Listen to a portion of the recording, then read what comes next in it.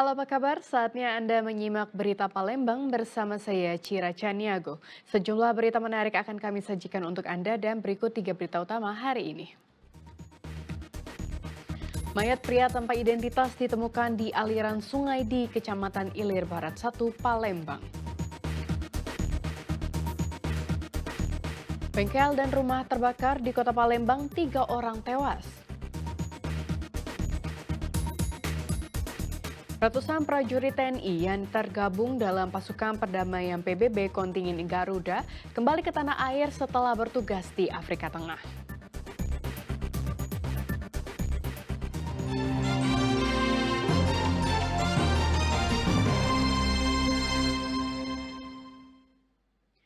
Mayat pria tanpa identitas ditemukan di aliran sungai di Kecamatan Ilir Barat, Kota Palembang. Mayat tersebut tersangkut di tumpukan sampah dan sempat dikira boneka. Penemuan mayat di Jalan Angkatan 45 Kecamatan Ilir Barat 1 Kota Palembang Rabu pagi lalu menjadi perhatian warga. Jenazah berkelamin laki-laki ini ditemukan tersangkut di tumpukan sampah di tepian sungai. Awalnya mayat tersebut dikira oleh warga sekitar merupakan boneka atau manekin yang dibuang secara sengaja. Saat ditemukan, mayat tersebut menggunakan baju berwarna hitam dengan celana pendek, memiliki ciri fisik tubuh yang kurus tinggi, serta berjanggut tebal. Aparat kepolisian yang tiba di lokasi langsung melakukan olah tempat kejadian perkara dan menyisir sekitar lokasi. Usai identifikasi awal, mayat pria tanpa identitas tersebut dievakuasi ke Rumah Sakit Bayangkara Palembang untuk diperiksa forensik. Ada ibu RT ke sini. Anu aja kok. Itu nana. Tengok ya nih ai boneka ini. Dia uang manggil satpam. Panggil satpam itu Indosat sudah galak marah Pak, dia. itu sini dulu, Pak. Takut Dekat ya, juga Pak. dia. Marah. Nah, sudah manggil tukang bangku, tukang Dia bangku. udah galak dia marah. Pak sini dulu ngaku sini. Ini mayat apa juga boneka ujar. Kami Dia marah. Bukan. Belum diketahui penyebab kematian dari korban, dan saat ini aparat kepolisian mengimbau bagi warga Palembang yang merasa kehilangan anggota keluarga dengan ciri-ciri yang sama dapat memeriksa kondisinya di Rumah Sakit Bayangkara. Muhammad Ardiansyah Putra melaporkan dari Palembang. Setelah lebih dari sepekan, tim SAR dan Basarnas Palembang menghentikan proses pencarian terhadap seorang bocah yang hilang terseret arus. Korban terseret arus genangan air saat bermain air ketika hujan bersama temannya.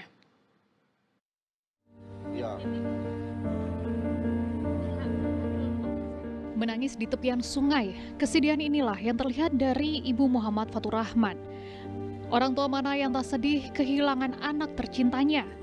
Pencarian bocah berusia 10 tahun Muhammad Fatur Rahman Al-Habsyi dihentikan.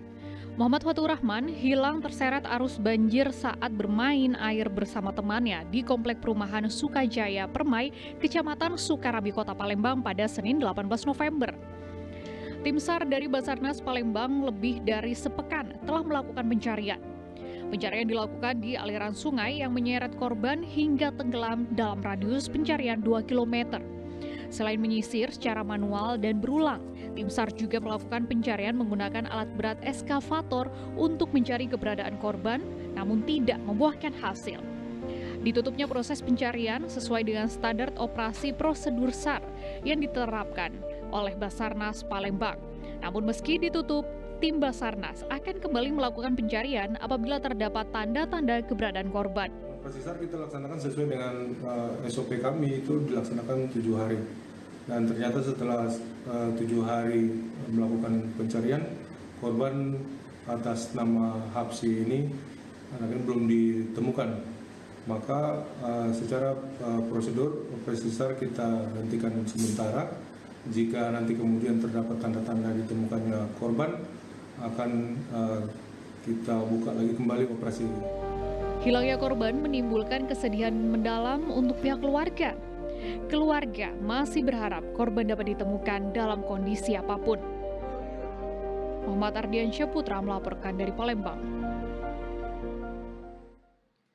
Seorang ayah di Banyuasin membacok anak tirinya hingga terluka parah. Pelaku kesal karena mencari sang istri yang tak kunjung pulang ke rumah.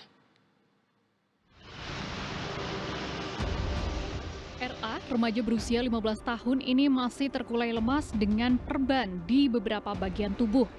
Ia mendapat perawatan intensif di Rumah Sakit Bayangkara Palembang setelah dianiaya ayah tirinya.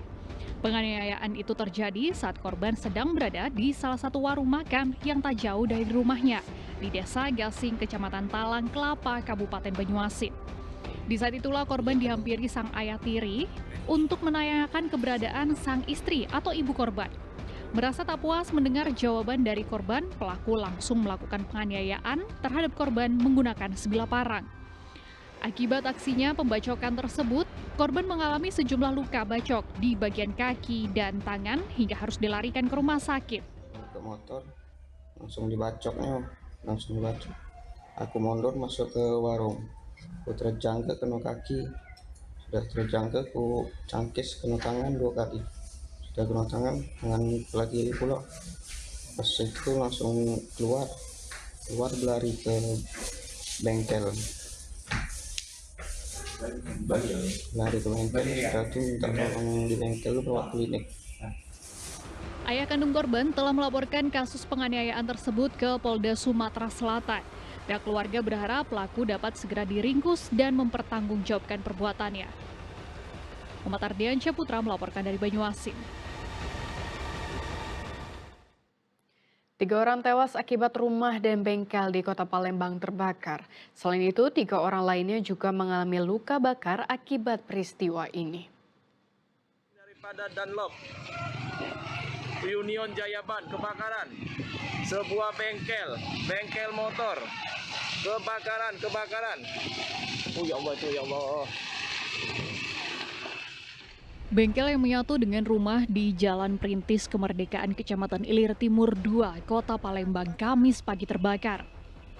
Api dengan mudah membesar karena banyak barang-barang mudah terbakar di dalam bengkel. Kebakaran di samping lorong Muniman. Kebakaran bengkel motor samping lorong Budiman. 3 orang tewas akibat peristiwa ini. Ketiganya perempuan, yakni Siti Rohani, yang merupakan pemilik bengkel, Mega Monica, dan Lydia, yang tak lain adalah anak dan keponakannya. Salah seorang keluarga menangis histeris mengetahui 3 orang anggota keluarganya tewas.